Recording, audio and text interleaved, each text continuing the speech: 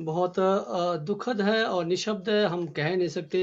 Lokendra sir, मैं आपसे ये जानना चाहूँगा, पहले आप अपने पिताजी का परिचय दें और उनका किन्नौर कैसे आना हुआ और कब कितने बजे तक आपने अपने कि पिताजी के साथ लास्ट वार्तालाप की और लास्ट बात में आपसे क्या-क्या बातें हुई, ये ज़रूर बताएँ। उसके बाद हम आगे का आपका जो आक्रोश है और प्रशासन पर जो आप लापरवाही का आरोप लगा रहे हैं, उसके बारे में भी हम जानेंगे। मेरे पिताजी का परिचय है। मेरे पिताजी का नाम श्री हुक्म राम, ग्राम नालागढ़, डागर पोषणा, तहसील निर्मल, जिला कुल्लू के स्थायी निवासी थे। मेरे पिताजी ने सन 2000 के आसपास शिव शक्ति एवं माता काली वैदिक कुंज वैदिक विहार नामक एक संस्था की स्थापना की थी, जिसमें वो लोगों की समस्याओं का समाधान वेद शास्त्रों के अनुसार यज्ञ के अनुसार करते थे। तो वो पूरे हिंदुस्तान में वो जाते थे, लोगों की समस्याओं का समाधान करते थे, यज्ञ द्वारा ही करते थे। इसी किसी व्यक्ति का समाधान करने वो कुंवारे गए हुए थे। वो लगभग 5-6 दिनों से टूर पर थे। उससे पहले वो नित्थर साइड आनस गांव में गए थे। जब वो पुआरी गए थे, हर बार हमें बता देते थे कि भाई मैं वहां पे जा रहा हूँ, तो पुआरी वाले सफर के बारे में उन्होंने नहीं बताया। जब वो वहां पे पहुंचे तब बताया कि मैं पुआरी पहुंच चुका हूँ। तो इधर से आपको पता है, आजकल काफी अति संवेदनशील हो चुका है, किन्नौर आना जाना 20-25 दिनों से जगह जगह हादसे हो रहे हैं। तो हमें दुख भी हुआ, पापा वहां गए, अगर हमें शायद वो पहले बताते हमें वहां ना भेजते। चलो फिर इसमें आज यही कह सकते हैं कि भाई चलो उनकी मौत आई थी, वहां गए थे। तो जब वो सुबह उन्होंने जब वो पोवारी से आए 9:30 बजे, उन्होंने छोटे भाई को फोन किया कि मैं हरिद्वार बस में बैठ चुका हूँ, मैं 1:30 बजे रामपुर आ जाऊंगा। तो उसके बाद क्या होता है, फिर मुझे लगभग 12:30 बजे के आसपास जब मेरे छोटे भाई ने सोशल मीडिया में वीडियो देखी कि भाई निंबूसरी नामक स्थान पर लैंडस्लाइड हो चुका है, कोई बस हादसे का शिकार हुई है। तो छोटे भाई ने, दुर्गा सिंह ने मुझे कहा कि भाई पता करो, पापा किन्नौर से आ रहे हैं हरिद्वार बस में, उनका पता करो क्या है। मैंने तुरंत पापा को फोन किया, तो उनका फोन एकदम से बंद आ जाता है। जब फोन बंद आया तो मैंने सोचा कि पापा हमारे चले गए, क्योंकि पापा कभी फोन ऑफ नहीं, स्विच ऑफ नहीं करते थे, उनका फोन ऑन रहता था। उसके बाद मैंने तुरंत आरएम रामपुर फोन किया। उन्होंने मुझे आरएम रिकांगपियो का नंबर दिया। जब उनसे बात हुई तो उन्होंने मुझे बस नंबर बताया, लेकिन मुझे अभी ध्यान में नहीं हो बस कौन सी थी, लेकिन उन्होंने ये बताया कि भाई मोरंग हरिद्वार बस हादसे का शिकार हुई है। उसके बाद हम तुरंत अपने बीच वाले ब्रदर भाई, जो मेरा छोटा भाई है गब्बर सिंह वैदिक, के साथ दोनों भाई हम किन्नौर के लिए निकल गए। तो लगभग 3 बजे हम वहां पर पहुंचते हैं स्टेशन पर। तो जब वहां देखा, वहां पर एनडीआरएफ की टीम, सीआईएसएफ और आईटीबीपी के जवान थे। लेकिन लगभग 3 बजे दूसरी साइड भावानगर वाली साइड से रेस्क्यू ऑपरेशन शुरू हो चुका था। वहां पर मशीनरी लग चुकी थी रोड को खोलने के लिए, और इधर से कोई भी रेस्क्यू शुरू नहीं होता, सिर्फ जवान ही मौके पर थे। और जब उन्होंने, प्रशासन ने सिर्फ ड्राइवर और कंडक्टर की कसनी पर विश्वास किया कि भाई बस मलबे में दबी हुई है। चलो हम मानते हैं उन्होंने अपनी ओर से ठीक कहा, जो भी कहा, क्योंकि वो एक हादसे के शिकार थे, वो घायल अवस्था में थे। लेकिन प्रशासन की सबसे बड़ी ये गलती है, जब वहां के प्रत्यक्षदर्शी जो आसपास के गांव वाले, जब उन्होंने ये देखा कि बस हादसे का शिकार हुई है और बस छिटक के नीचे रोड से नीचे चलेगी, लेकिन प्रशासन ने उस ओर कोई भी गौर नहीं किया। ये सबसे बड़ी लापरवाही में प्रशासन की बोलूंगा। जितने भी हादसे का शिकार हुए हैं इसके जिम्मेदार शासन है। ये एक दुर्घटना नहीं हुई है, ये एक प्रकार से हत्याएं की गई है। और जब देखो हमारे अवैध तरीके से टनलें खोदी गई है, और जो बार बार प्रोजेक्ट का निर्माण किया जा रहा है, हमारे पहाड़ों को जर्जर किया जा रहा है, और किसी किसी की गलती का किसी बेगुनाहों को सजा दी जा रही है। चलो वो हमारे पिछली बात है, जो भी टनल का निर्माण हो रहा है, प्रोजेक्ट का निर्माण हुआ है। जब वहां पर जब मेरी लाइट चली गई, मैं यहाँ टॉर्च ऑन कर रहा हूँ, थोड़ा रुके। जी, आप और दिख रहे हो, सबसे, आप कह सकते हो अच्छा आप। ठीक है, जब वहां पर, अब सबसे बड़ी नालायकी, 6 बजे तक रामपुर वाली साइड से कोई भी रेस्क्यू ऑपरेशन शुरू नहीं हुआ, और ना कोई मशीनरी वहां बुलाई गई। और क्या बोलते हैं, नारकंडा से मशीनरी बुलाई गई। जब मैं रामपुर से भावना एक्सीडेंटल पॉइंट की ओर आ रहा था, तब मैंने जेवरी से लेकर जेवरी से लेकर निंगुसरी तक बहुत सारी मशीनें वहां पे खड़ी देखी। और ट्राला कहां से मंगाया गया? लालसा से। संदीप नेगी नामक कॉन्ट्रैक्टर है जो भावानगर के स्थायी निवासी है। उन्होंने ये कहा भाई मेरे पास जेवरी में ट्राला और हाइड्रा पड़ा, ले जाएं। लेकिन प्रशासन ने उनकी नहीं सुनी। और लगभग जब 5:14 पर मैं लाइव आके वहां की स्थितियों का मैंने लाइव आके बताया कि प्रशासन क्या कर रहा है। जब मैंने एसडीएम महोदय से बात की, वो सारे चुप रहे थे। और जो हमारे एनएच के एक्सीन साहब हैं, उनसे मैंने जवाब मांगा, मतलब ये अभी तक क्यों नहीं एक्शन हो रहा है? वो क्या बोलते हैं, जेसीबी का टायर पंचर हो गया है। अब देखिए उनका लॉजिक देखिए, जेसीबी का टायर पंचर हो गया 6 घंटे में सर, टायर पंचर भी बन जाता है, नया टायर भी लग जाएगा। अगर रामपुर से मशीन मंगवाते कोई जेसीबी तो वो 6 घंटे में, 6 घंटे का 2 घंटे में वहां एक्सटेंडर पॉइंट में पहुंच जाती। मैंने कहा मैं अपनी मेरी जेसीबी भी वहां पहुंच जाती अगर मुझे कोई बताते। लेकिन उनकी ओर से बिल्कुल नलायकी वाला रवैया और उनकी उनकी सारी गलतियां इसमें। अब उसके बाद क्या है, अब वहां पर ड्रोन घुमा रहे हैं, ड्रोन से सिर्फ रोड वाला एरिया दिखा रहे हैं कि भाई वहां बस दबी है। अब जब हमने देखा ड्रोन में छोटी छोटी ढेरियां दिखा रहे, लगभग एक बस होती है 35 फीट की लंबी और हाइट लगभग 12 या 13 फीट होगी, तो ढेरिया तो बहुत कम थी, तो बस कहीं ना कहीं उसको दिख जाना था रोड में। लेकिन वो एक पहलू था कि बस दबी है रोड में। अगर वो लोग ड्रोन को 100 मीटर नीचे घुमाते, 100 या 150 मीटर नीचे घुमाते, तो वहां पर वो बस दिख जाती। और मुझे लगता है ये बहुत बड़े हादसे हुए, आज आज आज तक का इतिहास देखें, बेशक बटसरी वाला हादसा हुआ है, कुछ लोग उसमें जिंदा बचे हैं। अगर उस टाइम से समय रहते हुए रेस्क्यू करते, एनडीआरएफ की टीम को नीचे वहां पर देखने को खोजने के लिए भेजते, शायद कुछ लोग जिंदा बच जाते। अब जब वहां पर 6 बजे 3 बजे परली वाली भावानगर वाली साइड से रेस्क्यू शुरू किया गया मशीनों द्वारा, और 6-8 पर बुलडोजर आता है, वो भी प्रोजेक्ट वालों का, एनएच डिपार्टमेंट पीडब्ल्यूडी वालों का नहीं था। जब वहां पहुंचा 6 बजे, जब वहां रेस्क्यू शुरू किया गया, जब वहां मड़ुआ फेंका गया, तो मुझे लगता है कि जितने भी सवारियां हैं, जो भी उसमें यात्री बैठे थे, उनका जो है उसके बाद उनके निर्मम हत्या की गई है। क्योंकि जब ऊपर से बड़े बड़े पत्थर गिराए गए, मैं अपने पापा का वो बताना चाहता हूँ, वो तो दिल जानता है। जब मैंने अपने पापा की डेड बॉडी देखी, उनका सिर नहीं था, हाथ कटो, ये बिल्कुल हथेली बिल्कुल कटी हुई। हमने तो उनको उंगलियों, हाथों की उंगलियों से और पांव की उंगली से पहचाना। अब इतनी दर्दनाक मौत हुई, क्या पता उस वक्त जिंदा होते 6 बजे तक, जब बड़े बड़े चट्टाने ऊपर से गिराई गई, तो उसके बाद उनको बहुत बुरी क्षति हुई है सबकी। अगर वो समय रहते वहां पर सर्च ऑपरेशन शुरू करते, एनडीआरएफ की टीम को, रेस्क्यू टीम को नीचे भेजते, शायद कुछ एक जिंदा बचते। मैं ये नहीं बोलता शायद मेरे पापा जिंदा बचते, कोई भी जिंदा बचता। आज 5 दिन लाशों को खोजने के लिए नहीं लगते, तो आज क्या पता अब मेरे पापा का सिर नहीं मिला, हो सकता उनकी डेड बॉडी बिल्कुल सलामत मिलती। ये किसकी गलती है? ये मैं सरासर वहां के प्रशासन की गलती कहूंगा। और जब जाके जब शाम को क्या होता, लगभग 8 साढ़े 8 बजे दोनों साइड से मशीनें आपस में इकट्ठी हो गई, हम स्तब्ध रह गए। जब मैंने परली साइड, मेरे जानने वाले थे भावानगर वाली साइड में, जी जी बस मिली, जी बस नहीं मिली। 3-3 मशीनें जब आपस में इकट्ठी होती है, तो तब जाके पता लगा बस मिली। तो ये सबसे बड़ी नालायकी प्रशासन की है। और जी उसके बाद मैं बताना चाह रहा हूँ, देखिए लोकेंद्र सर, प्रशासन। लोकेंद्र जी, आपको मैं एक छोटी सी बोलो वीडियो बोलो जी बोलो। दिखाऊंगा। पहले आपको मैं एक वीडियो दिखाऊंगा, फिर हालात को फिर समझाऊंगा। आपका कहना बिल्कुल सही है, लापरवाही या आक्रोश है आपके अंदर में, क्योंकि कहते हैं ना कि पिताजी का साया उठा। लेकिन जब आप एक साइड थे, दूसरी साइड क्या समस्या थी, इसकी एक वीडियो दिखाऊंगा, फिर हम आपके साथ चर्चा करेंगे। जी जी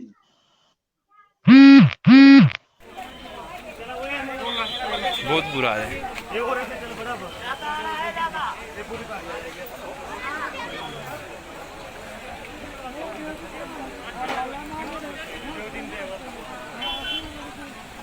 ना मैं कर रहा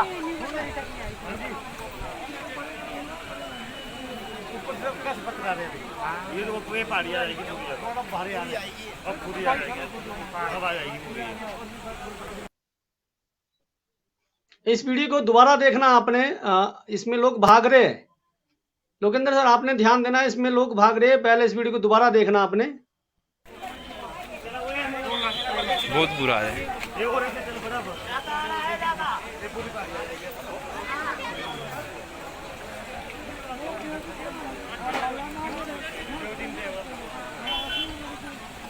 ना मैं कर रहा ऊपर से कैसे पकड़ा रहे थे ये तो पूरे पहाड़ी आ जाएगी पूरी भारी आ जाएगी और पूरी आ जाएगी अब आ जाएगी पूरी। लोकेंद्र सर, ये आपके साइड का नहीं है, जिस साइड उस साइड का ये थोड़ी सी वीडियो, तो आपके साइड का वीडियो दिखाऊंगा मैं आपको अब आपका।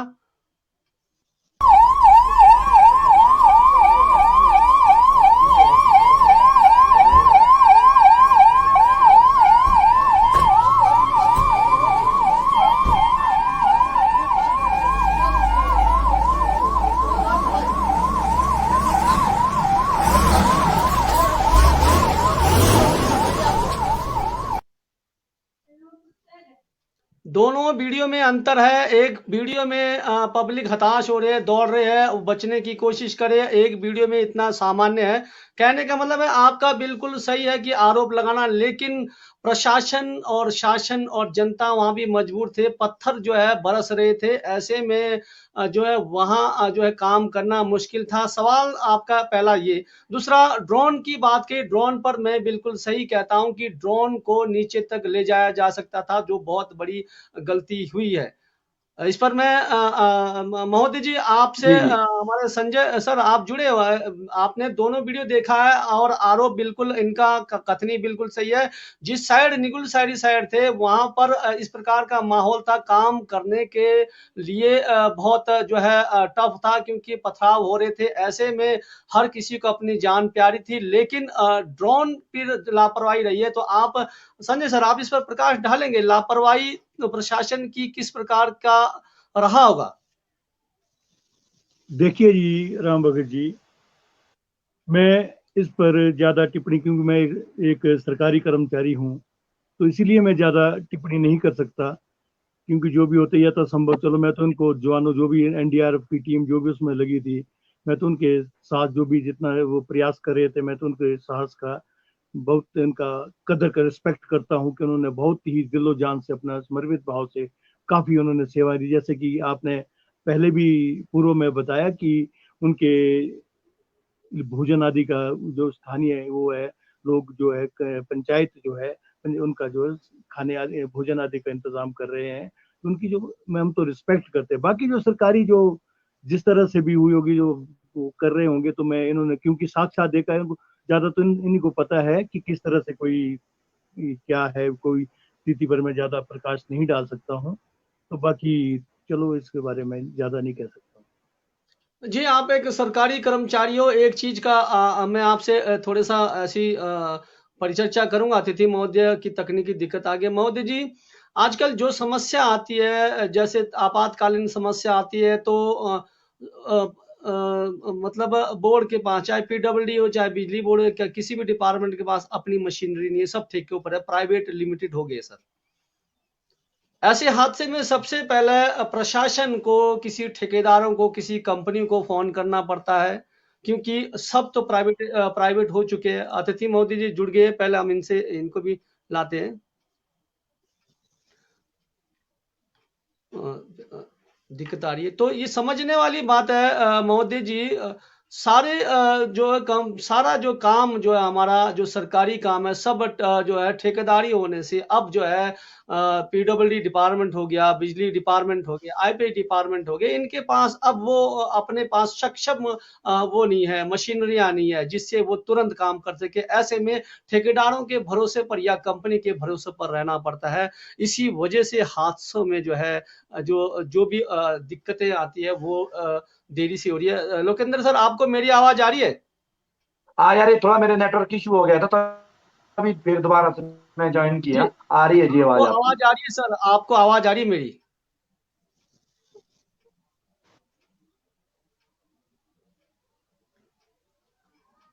लोकेंद्र सर, आपको मेरी आवाज आ रही है? आ रही है जी, आ रही है। हाँ, मैं ये कह रहा हूँ, अभी आपने थोड़ा-सा ध्यान से देना, लापरवाही कहना बिल्कुल सही है, सरकार की बहुत बड़ी लापरवाही है, सरकार की या प्रशासन की लापरवाही है, चलिए मानते इस पर। लेकिन सबसे बड़ा जो आज की समस्या है, भौगोलिक परिस्थितियों को देखते हुए किन्नौर के अंदर में या अन्य जगह में, चाहे कुल्लू हो, चाहे हमारे पहाड़ी क्षेत्र में, ये जो हमारा जो सरकारी जो तंत्र है, जब से प्राइवेट हो चुके हैं, चाहे पीडब्ल्यूडी हो गए, चाहे बिजली बोर्ड हो गए, चाहे आईपीएच डिपार्टमेंट, अब इनके पास मशीनरियां नहीं है सर। अब ये जो ठेकेदारों के भरोसे रहते हैं, अब ये जो है कंपनियों के भरोसे रहते हैं, तो आधा 1 घंटा तो उनको छानबीन करने में रहता है कि किसके पास मशीनरियां है, किस कंपनी के पास मशीनरियां है। फिर वहां के बॉस को जाएगा, बॉस अपने अथॉरिटी से परमिशन लेगा, तब करके पूरे प्रोसीजर के बाद जो है जो है आपका पॉकलेन होगा, हाइड्रा हो गया, जेसीबी हो गया, तब करके आती है। ये सबसे बड़ी व्यवस्था होगी। प्राइवेट होने से दिक्कत आ गई। अगर पीडब्ल्यूडी के पास अपनी खुद की मशीनरी होती तो शायद ऐसा नहीं होता और टाइम से सारा काम होता। क्या ये मेरा कहना सही है सर? थोड़ा आप इस पर प्रकाश डालें। बिल्कुल, आपका कहना बिल्कुल सही है। जो ये निजीकरण हो रहा है, और जैसे पीडब्ल्यूडी विभाग में या एनएच विभाग जो वहां पर था, जो जिनका स्लाइड हुआ है, अगर उनके पास अपनी मशीनरी होती तो समय रहते वहां पर रेस्क्यू ऑपरेशन शुरू किया जाता। अब जब ठेकेदारों को भरोसे रहे हैं, कभी ठेकेदारों को फोन करने, अब कई ठेकेदारों को क्या है, कई बेचारे परेशान है क्योंकि उनको पेमेंट नहीं करवाई होती है। मेरी आवाज आ रही है जी? जी जी, बिल्कुल बिल्कुल सर। हाँ जी, हाँ जी। तो उसके बाद पहले सर्च करेंगे कौन से ठेकेदार है। अब उसके लिए भी क्या होगा, अब मैं बताना चाहूंगा, संदीप नेगी ठेकेदार है जो भावानगर से है, उनके पास मशीन भी थी, हाइड्रा भी था और ट्राला भी था, जो कि ट्राला कहां से मंगवाया गया, लालसा से। अब जब उनके पास उपलब्ध वहां पर थी, जियोरी में लगभग 10 या 15 किलोमीटर वो उस एक्सटेंडल पॉइंट से दूर है, तो उनका क्या इशू है, एनएच डिपार्टमेंट ने, मैंने सुना कि एनएच डिपार्टमेंट ने संदीप नेगी को पेमेंट देना है, उस चक्कर से उनका ट्राला नहीं मंगवाया गया। अब देखिए ये किसकी गलती है? ये डिपार्टमेंट की गलती है, प्रशासन की गलती है। अब जब आपने निजीकरण कर दिया, कोई ठेकेदार काम करे तो उसको समय से पेमेंट करवाइए। अब जब अपने पास, चलो ठीक है, इतने बड़े हादसे हो रहे हैं पूरा किन्नौर, अब फिलहाल किन्नौर की बात कर रहा हूं, हमारे यहाँ पे भी टनलों का निर्माण हुआ है। अभी यहाँ हमारा जगातखाना में स्लाइड हुआ था, वहां भी टनल का निर्माण हुआ, 5 दिन लग गए उसको खोलने के लिए। तो वही मैं बता रहा हूँ, जहां जहां पर प्रकृति के साथ छेड़छाड़ हो रही है, उसमें क्या है, जैसे टनलें खोद रहे हैं, अब टनलों में क्या है, एक्सप्लोसिव की मात्रा होती है अंदर टनल खोदने की, क्योंकि मैंने भी टनल में काम किया, अंदर की जानकारी मुझे पता है क्या होता है। लेकिन जहां पर हमारा 1 क्विंटल लगेगा वहां 2 क्विंटल लगाते हैं ताकि ज्यादा प्रोग्रेस आए। तो यही है कि हमारा इस पहाड़ को छननी कर दिया है, और इसकी सजा किसको मिल रही है? आम आदमी को, आम व्यक्ति को। और वही मैं बता रहा हूं, अगर चलो ठीक है इन्होंने प्राइवेटेशन कर दिया है, निजीकरण कर दिया है, तो इनका फर्ज बनता है कि कहां ठेकेदारों को ढूंढते रहेंगे। अरे अपने पास मशीनरी बैकअप रखो। अब जब 20-25 दिन पहले से किन्नौर में लैंडस्लाइड हो रहे हैं, बटसेरी वाला हादसा हुआ, कई बेगुनाह लोगों की जाने गई है, तो कम से कम इनको उसके बाद तैयारियां करनी चाहिए थी। जितना भी ये किन्नौर वाला क्षेत्र है, वहां जगह जगह पर बीच बीच लगभग 10-10, 15-15 किलोमीटर में ये मैनेज करते, क्योंकि बहुत सारे सब डिवीजन है या जहां पर जेई बैठता है, छोटे छोटे उनके पास मशीनरी हायर की होती है। लेकिन ये सबसे बड़ी नालायकी इनकी है। और जब मैंने एक्सीडेंट साहब से इस विषय में बात की, वो बोल रही थी हमारी मशीन का टायर पंचर है। अब देखिए आप, तो टायर पंचर क्या उसी टाइम हुआ? क्या उनको पहले ये तैयारियां नहीं कर सकते थे? तो ये भी जो आज ये हो रहा है, निजीकरण की वजह से एक ठेकेदार को मनाओ, दूसरे को मनाओ, फिर फोन करेंगे, कहां करेंगे? अगर वो मशीन उनके पास डोजर होता या जेसीबी होती या पोकलन एलएनटी होती, तो शायद रेस्क्यू 6 बजे के बजाय 2 घंटे में शुरू हो जाता। इस बारे में मेरा यही कहना है। जी, एमसन के जितने भी दर्शक हैं, मैं उनको थोड़ा सा ध्यान देना चाहता हूं कि परिस्थितियां जब भी आती है, तो अब आपको पता है कि सभी जो है डिपार्टमेंट है प्राइवेट हो चुके हैं, तो ऐसे में उनके पास सिर्फ कर्मचारी के अलावा कोई मशीनरियां नहीं है। तो 6 घंटे लगना लाजमी है, क्योंकि कारण ये है कि सरकार जो है प्राइवेट ठेकेदारों के भरोसे है, कंपनी के भरोसे है। ऐसे में मशीनरियाँ जैसे कि किसी ठेकेदारों के पेमेंट की दिक्कत होती है, और कोई ठेकेदार डिफाल्टर होता है, और कोई ठेकेदार मशीन खराब है करते बहानाबाजी करता है। ये सारी तालमेल ना होने के कारण जो है हादसे होते हैं, और तत्कालीन जो हमारे यहाँ पर इतने हादसे हुए, इतने मृतक हुए, तो इसका असल में जाता है ठेकेदारी प्रथा पर भी जाता है। और जो ठेकेदारी प्रथा हुई है भारत सरकार के द्वारा, सब हम जो है ठेकेदार पर भरोसे रहे हो गए, प्राइवेट पर भरोसे हो गए, और सरकार के पास निजी अपना अब कोई नहीं रहा। ऐसे में हम अब राम भरोसे, अगर उस समय रहते, अगर पीडब्ल्यूडी डिपार्टमेंट के पास अपनी मशीनरियाँ होती तो राम